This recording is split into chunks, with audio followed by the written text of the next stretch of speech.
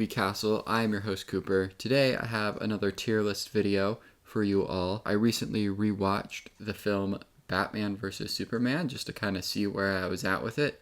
And it got me thinking about the DCEU and a lot of the design choices and aesthetics and how it compared to Marvel in the mid-2010s. And I just thought that I would do a little tier list of how I feel about the various character designs. I've chosen 20 characters from the DCEU, 20 outfits, 20 looks, and we're going to put them into the machine here. So we got Royalty, that's our best tier, the Knight in Shining Armor, another good tier to be in, Peasant, kind of all right, and then Court Jester, which is not good, and then Off with Their Head, which is like the abysmal tier. So we're just gonna get straight into it here and talk about some of the looks and designs of these characters and the choices that the DC hierarchy was making. All right, we're gonna start with Dr. Fate from the film Black Adam, a movie I haven't seen, but all things considered, I do think this is a pretty good look for this character. It's very accurate to the comics. I'm gonna put in Knight in Shining Armor. I don't think it's the best look here. It doesn't really do anything to improve the comic book look, but I mean, it's just a fairly comic accurate Dr. Fate, so I really don't know what else I could ask for in this sort of design of this character. Next, we're going to do Darkseid. Zack Snyder Justice League Darkseid. I think this is okay. I mean, it looks like Darkseid, which is good. I would like a little bit more color. I believe he has sort of a blue-purple look to some of his outfits, but this is just kind of a little muddy, and it has the design of Darkseid and the sort of figure that character has, but I need a bit more color in Darkseid, and I wish I could just make out the details of him a little bit more. So I think Peasant is a good tier for this version of Darkseid. Next, we're going to do Cheetah from Wonder Woman 1984. Now, Cheetah, I think is a hard character to do, because no matter what, it's gonna look silly and it's gonna look bad just because of that character and just the general look of them in the comics, of it just being an animal that's also a person. It's very hard to do and have that not come off as silly. I think Court Jester is a fine place for it. I don't think this looks very good. I don't know really how you get around a character that is this interesting and weird looking. So I think they did the best that they could, but the best that they could is still not great. So I think Cheetah's gonna stay in Court Jester. All right, we have a black suit Superman. I apologize. I think the image is a little cut off, but it's just Superman's head, and I think you know what he looks like. This is, I think, Royalty. This is a really good look for the character. I think the suit looks good. This does something interesting where it takes the look of the black suit Superman in the comics and improves upon it. He doesn't have a mullet. In the comics, he has a mullet. It looks really fucking stupid and bad. And it also gives him a cape. And Superman just looks better with a cape. The comic version does not have a cape.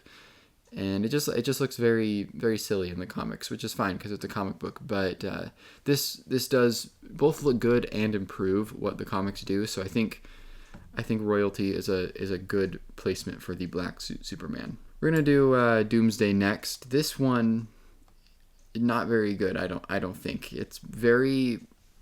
I don't know. It's very muddy. The CGI on this character. There's a lot of I found CGI that hasn't aged super well in Batman vs Superman, but the Doomsday look is not ideal. I don't think. When it starts out, he looks like a Ninja Turtle. It gets a little better as the fight goes on, but it's still just kind of ugly and not the best looking effects that you could have for a character like this, which is unfortunate. I kind of want to put him in Off with Their Head, but I think I'll put it. It does get better as the fight goes on, so I think Court Jester is probably the best place for Doomsday.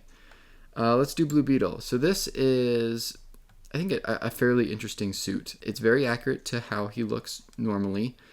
It's got, I think, a bit of CGI on it, but it's also very practical. It has a very practical look and feel to it. I do like that. That said, it does kind of look a little Power Ranger-y and a little like an action figure.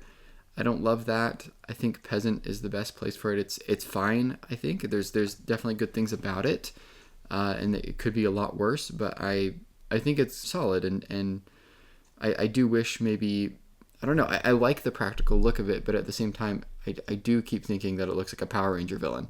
So I just don't know how you navigate that sort of thing. But I think Peasant is where I'm going to land on Blue Beetle. Let's do Shazam. This is good. I don't really have a ton to say about it. It's not my favorite thing, like the black suit, but I do think it looks good. And Zachary Levi does look, I think, a little out of place as Shazam. It's not really anything to do with the character design. I mean, I guess a little bit, but in this picture, he kind of looks like David Schwimmer. I maybe Shazam would be better if David Schwimmer was in the Shazam role. I don't know. The suit's all right. It's all right. It gets the job done, but again, it doesn't like really improve anything. But I like the lightning bolt. That's cool. The color's nice. It is interesting though, because to see like how the DCEU starts with a lot of the darker looks and the sort of more grounded approach to some of the feel of the universe, and then after Justice League, the franchise starts to take a more silly tone and look in its visual appeal, and you can see that in like the Shazam costume and also this Aquaman one as well, because how we have Aquaman set up in previous iterations is just kind of him shirtless, or he's in darker armor. I think this is peasant for me.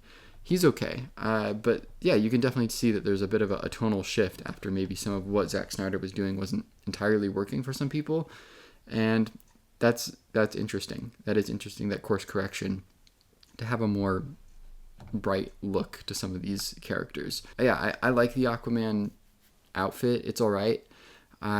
Jason Momoa does look a little out of place, I think, in the brighter colored outfit. I think he fits the look of the darker armor or the shirtless look a little bit better. This is not bad though. This is, I mean, pretty accurate to what the comics look like. It just doesn't like blow me away or anything. We'll keep it with the Aquaman characters. We got Black Manta, and I don't know if you could ask for a more comic accurate look. This is exactly what this character looks like in the books, and this does kind of have the Power Ranger feel that I think Blue Beetle has, but I think I might like this a little bit more. I think the look and dark shades of Black Manta are a lot better than I think Blue Beetle's. I don't know. I think it's a very silly costume objectively, but I think it fits the tone and vibe of this movie, the Aquaman movie, and it's just like exactly ripped from the page, which is cool. But again, it doesn't do anything to like improve the look. All right, we got Lex Luthor. This is not good. This is off with their head. I think this is our first off with their head. I don't know. It's hard to separate the look of this character from the way that this character is written and performed in this movie, which I don't vibe with at all. I don't know. There's just nothing memorable about Lex Luthor's aesthetic in the movie until he gets his head shaved at the end of the film. But other than that, it's just nothing. It's just a nothing look. It's just a regular ass dude. Let's do Supergirl from the Flash movie. This is, I think, a very good look. I like the vibe of this Kryptonian outfit. I like the one that they're doing with the new Supergirl movie, but this is cool too. And I think this is one of the better parts of the Flash movie. And this is a very unique look for a Superman character. I think it fits sort of vibe that this Supergirl brings to the table. So I think it's a good look. Let's do Ares. This one is not good. It's off with their head. The mustache is the most egregious thing. I think everyone did the rounds with the mustache coming through the costume back in 2017 when Wonder Woman came out. But again, this is just like muddy CGI, the same way that Doomsday or Darkseid kind of is. It could look a lot better, and it could be more memorable, I guess. There's nothing memorable about the way that this character looks other than the silly little mustache that he has under the mask. Ares, not a great villain. It's going on off with their head. Let's do Cyborg. This is pretty good, I think. I like the look of Cyborg that they went with. I think it fits the general vibe and tone of the movie. I haven't seen Justice League in a very long time. I really don't like that movie, so I don't know if I'll ever watch it again, but I'm sure there are points where the CGI is probably a little spotty just because that's how things go with characters like Cyborg. All things considered, it's a good design, I think. So like it implements the mother box, which gives Cyborg his powers well, and I think it does fit the vibe that Cyborg needs for this movie. So I feel comfortable putting him in the Night Shining armor tier. Let's do the Flash. This is, I think, really bad, really awful. This is my least favorite thing here. I think the Flash is incredibly hard to nail when it comes to the look of that character. I think we saw this a lot with the CW of it having a kind of a new outfit every season, and some of them are good, some of them are not good, and it's just like impossible to nail down the headpiece for the Flash. In this case, it looks a little too rubbery. You either go with the more like the Justice League look of Flash, which is a little more, I don't know, grounded. Kind of looks like Iron Man a little bit with the technology, but that's not what the Flash looks like, generally speaking. And the more comic accurate look for the Flash is this more rubbery look, but it looks terrible.